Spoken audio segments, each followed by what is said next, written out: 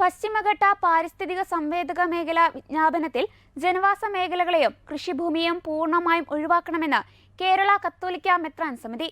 August 3 തിങ്കളാഴ്ച Kakkanad mount saint തോമസിൽ ചേർന്ന KCBC സമ്മേളനത്തിലാണ് കേരളത്തിലെ എല്ലാ കത്തോലിക്ക രൂപതകളിൽ നിന്നുമുള്ള മെത്രാൻമാർ പങ്കെടുത്ത് ഈ ആവശ്യം ഉന്നയിച്ചത്.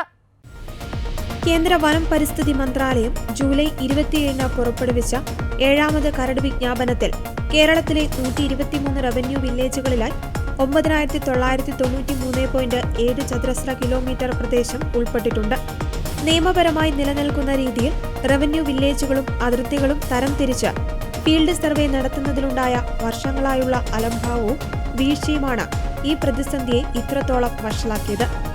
സമാനമായ ആശങ്കകൾ നിലനിന്നിരുന്ന തമിഴ്നാട്, ഗോവ തുടങ്ങിയ സംസ്ഥാനങ്ങൾ കൃത്യമായ ഉപഗ്രഹ ഫീൽഡ് സർവേകൾ വഴി അതിർത്തികൾ വേർതിരിച്ച് കേന്ദ്രത്തിന് സമർപ്പിക്കുകയും സ്വന്തം സംസ്ഥാനങ്ങളിലെ ജനവാസ കേന്ദ്രങ്ങളെ പരിധിയിൽ നിന്ന് സംരക്ഷിച്ചു നിർത്തുകയും ചെയ്തു.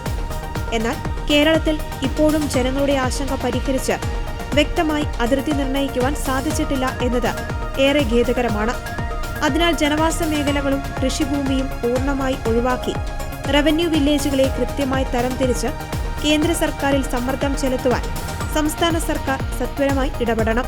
കേന്ദ്ര സംസ്ഥാന സർക്കാരുകൾ ഒരുമിച്ച് പ്രവർത്തിച്ച് പശ്ചിമഘട്ട വിഷയത്തിൽ കേരളത്തിലെ കർഷക സമൂഹത്തിന് ആശ്വാസമേകുന്ന ശാശ്വത പരിഹാരം ഉടൻ കണ്ടെത്തണമെന്ന് KCBC ആവശ്യപ്പെട്ടു. അതേസമയം സംസ്ഥാനത്തുണ്ടായ പ്രകൃതി ദുരന്തങ്ങളിൽ ജീവൻ പൊലിഞ്ഞവർക്ക് യോഗം ആദരാഞ്ജലികൾ അർപ്പിച്ചു. അടിക്കടിയുണ്ടാകുന്ന വെള്ളപ്പൊക്കത്തിനും ഉരുൾപൊട്ടലിനും ശാസ്ത്രീയ പഠനത്തിലൂടെ ശാശ്വത പരിഹാരം കാണണം.